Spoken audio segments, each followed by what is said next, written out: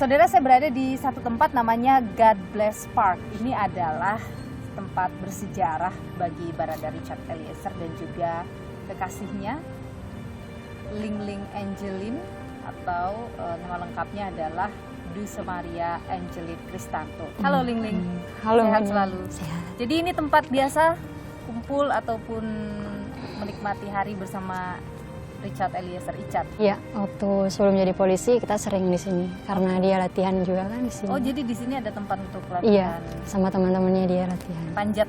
Pencetnya. Setelah jadi polisi masih sering ke sini. Ya kalau dia cuti datang. Tempat di sini ya. Jadi bersejarah sekali. Kapan terakhir kali komunikasi sama Icat? Telepon dengan Icat? Selesai sidang lewat HP pengacara. Sidang yang terakhir ini? Iya, Apa yang dibicarakan? tanya kabar. Ya sebatas itu sih. Kita udah nggak bahas-bahas kasus soalnya. Biar dia tenang kan. Ling Ling ini juga yang awal-awal mengetahui ya soal kasus ini, yang awal-awal diajak berbincang juga oleh Icat perkara kasus ini, benar ya? Iya, dia bicara. Dia bicara. Bagaimana waktu itu Icat menyampaikan? Pertama cuma lewat HP, lewat chatting. Dia cuma bilang saya ada masalah gitu. Saya nembak orang, tapi dia belum bilang siapa. Itu awal-awal sekali. Awal sekali. Lancar sesuai skenario yang dia bilang di chat. Skenario awal yang Iya, yang ada baku tembak, bela ibu, cuman bela itu. ibu, gitu. Terus dia bilang bantu doa, cuman itu. Waktu itu Ling Ling langsung percaya atau sempat meragukan apa yang terjadi dari cerita yang dibuat oleh Meragukan. Apa reaksi Icat ketika Ling Ling menyampaikan keraguan? Reaksi dia marah. Pokoknya nggak bisa kalau saya bertanya gitu. Jadi cukup apa yang dijelasin gitu. Di situ diem, tapi karena mikirnya ya dia juga masuk ya, maksudnya nembak orang ya. Mikir aduh mental anak ini gimana kan, ya dia percaya aja, memilih untuk percaya. Ling Ling juga adalah salah satu yang diajak atau disampaikan awal-awal ya bahwa ingin berkata jujur. Itu berproses ya Mbak. Dia tersangka, setelah itu kan terus dia bikin pengakuan 2 hari setelah jadi tersangka. Tapi kan dia bikin pengakuan waktu itu bukan dia yang menembak. Nah, setelah dia bikin pengakuan, didatangkan orang tua. Tapi pengakuan itu nggak dibuat BAP, cuman pengakuan lisan ya, iya cuman mengaku. Dibuat BAP. Jadi didatangkan orang tua, menangis, sudah saling menangis mereka. Tapi saya malam itu udah nggak respon chat, nggak respon telepon, dia nelpon. Tapi saya ketiduran, waktu itu lagi nggak enak badan, HP silent juga. Pas saya bangun pagi, saya lihat dia kirim pesan bahwa minta maaf pertama kan udah nggak jujur. Terus dia bilang kasihan mama papa kalau dia dipecat gitu kan. Terus kasihan kita batal nikah. Sudah ada rencana mau menikah memang? Ya, udah ada rencana. Itu baru rencana. Terus setelah itu dia bilang, maaf sudah nggak jujur. Saya sudah mengaku kalau bukan saya yang nembak. Chat terakhir dia itu udah setengah jam yang lalu kan. Saya udah nggak berani bales. Sudah saya pikir, pasti dia nelpon ini kan. Pas dia nelpon, tapi waktu itu saya nggak percaya kan ini pengakuannya bukan dia yang nembak. Tapi nggak enak juga mau tanya, canggung kaku lah kita pas nelpon itu. Terus dia bilang, tanya kabar, lu basa-basi. Saya tunggu momen yang pas lah ya, bahas itu kan. Pas dia bilang minta maaf gitu. Apa yang disampaikan Icat waktu itu? Dia cuma bilang minta maaf, udah nggak jujur. Kayak Nangis gitu. Icat saat itu? Dia cuma nada rendah, apa ya, kayak lemah gitu sih bilangnya. Minta maaf, udah berbisik juga. Saya bilang itu seburuk-buruknya kita kan. Kita tetap dianggap anak oleh orang tua. Kalau kamu jujur, saya nggak bakal ninggalin gitu kan. Biar kasih semangat lah gitu kan, biar nggak apa-apa gitu. Mau apapun kamu ketika kamu jujur, kita nggak bakal ninggalin gitu kan. Dia diam cuman waktu itu. Terus saya bilang, kesian orang tua udah nangis kan semalam itu. Terus dia bilang, iya saya akan jujur. Pas diam-diam, saya langsung udah pas saya rasa ya momennya saya tanya, siapa yang nembak? Dia jawab, saya yang nembak, tapi perintah bapak gitu. Ya udah dia bilang dia udah mau tulis BAP kan. Itu tapi karena mungkin setelah dia teleponan sama saya, jadi disebarluaskan, oh karena saya bukan, itu kan karena juga air mata orang tuanya kan juga ya, karena juga dia udah apa yang dia lakukan itu udah bertolak belakang dengan hati nuraninya ya. Dan pengakuannya juga semua tidak terlepas dari usaha Polri, tim sus Polri ya.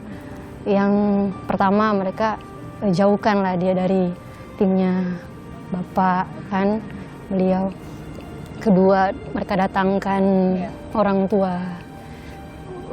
Ketiga mereka tetap kasih akses untuk kita komunikasi gitu kan. Itu membuat iya merasa lebih lega. Jadi udah lihat juga ada senyuman. Awalnya tidak pernah. Ada yang terbebani gitu enggak? Iya. Sekarang ini kalau kita lihat dalam persidangan kan Richard sepertinya berdiri sendiri ya.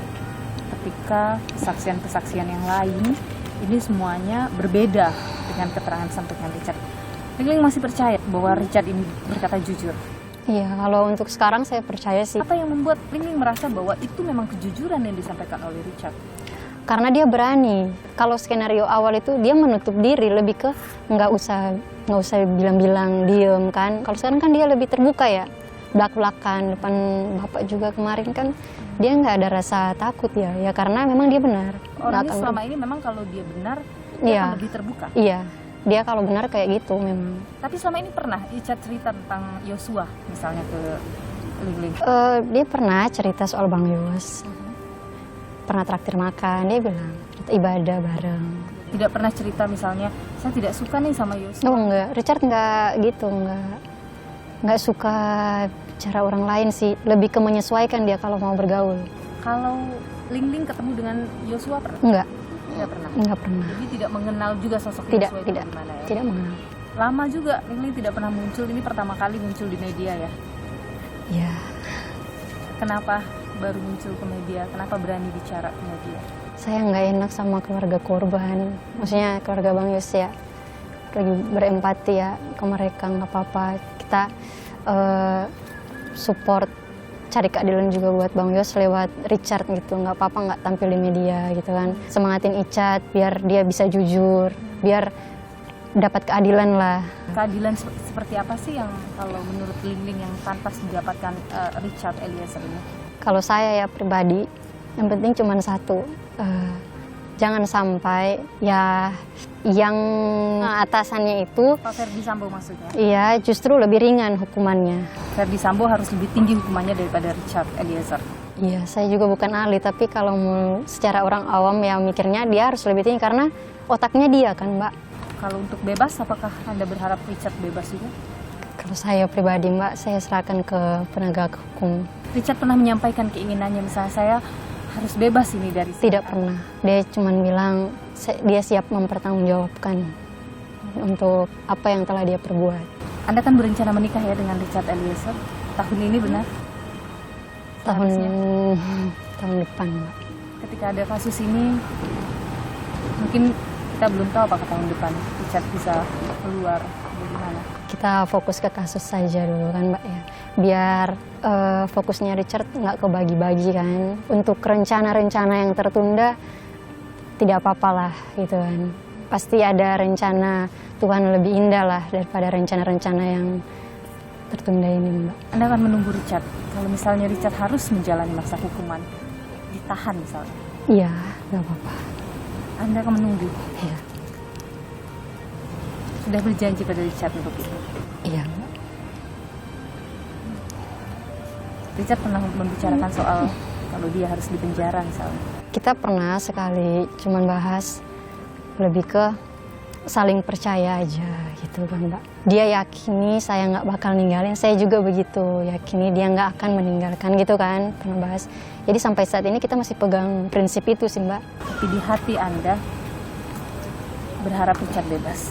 Tanpa mengurangi rasa empati kepada keluarga ya. Ada keinginan Richard bebas, tapi ini kan negara hukum ya, Mbak. Kalau menurut saya percayakanlah kepada penegak hukum. Apa yang paling dikangenin dari Richard? Jahilnya. Kalau sekarang misalnya ada Richard di depan Anda, apa yang ingin Anda bilang? Tetap semangat. Ini yang saya kenal gitu. Tetap nggak usah terpengaruh di luar sana kan. Kalau kamu yakin kamu benar ya maju gitu. Udah gitu sih. Sepertinya Anda menahan tangis ya. Nggak boleh menangis. Richard bilang nggak boleh menangis. Itu supaya dia semangat. Tidak boleh menangis. Biar dia semangat gitu. Desa Maria Angelin Kristanto, tunangan Richard Eliezer, terima kasih sudah berbagi informasi program Niluh. Sehat selalu. Terima kasih Mbak Niluh.